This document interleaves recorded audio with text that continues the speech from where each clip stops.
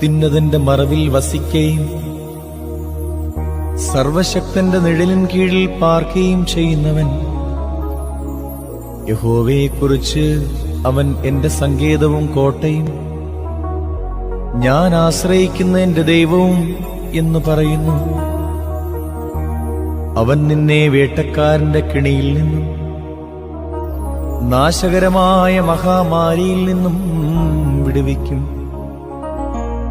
തന്റെ തൂവലുകൾ കൊണ്ട് അവൻ നിന്നെ മറയ്ക്കും. അവന്റെ ചിറകിൻ കീഴിൽ നീ ശരണം പ്രാപിക്കും. അവന്റെ വിശ്വസ്തത നിനക്ക് പരിചയം പലകയുമാകുന്നു.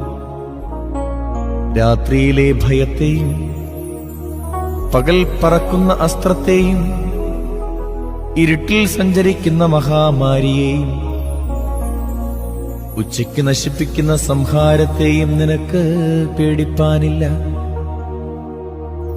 നിന്റെ വശത്ത് 1000 പേരും നിന്റെ വലതുവശത്ത് 10,000 പേരും വീഴും,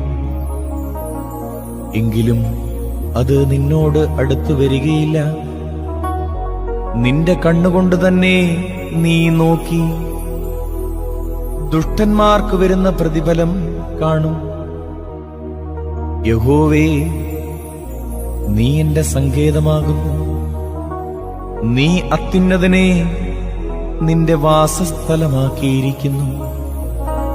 ഒരു അനർത്ഥവും നിനക്ക് ഭവിക്കയില്ല. ഒരു ബാധയും നിന്റെ കൂടാരത്തിന് അടുക്കയില്ല. നിന്റെ എല്ലാ വഴികളിലും നിന്നെ കാക്കേണ്ടതിന് അവൻ നിന്നെക്കുറിച്ച് തന്റെ ദൂതന്മാരോട് കൽപ്പിക്കും. നിന്റെ കാൽ കല്ലിൽ തട്ടിപ്പോകാതിരിക്കേണ്ടതിന് അവർ നിന്നെ കൈകളിൽ വഹിച്ചുകൊള്ളും.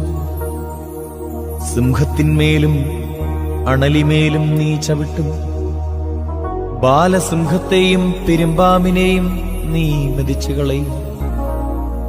അവൻ എന്നോട് പറ്റിയിരിക്കയാൽ ഞാൻ അവനെ വിടുവിക്കും. അവൻ എന്റെ നാമത്തെ അറിയാൻ ഞാൻ അവനെ ഉയർത്തും. അവൻ എന്നെ വിളിച്ചപേക്ഷിക്കും, ഞാൻ അവന് ഉത്തരമരുളും. കഷ്ടകാലത്ത് ഞാൻ അവനോടുകൂടെ ഇരിക്കും.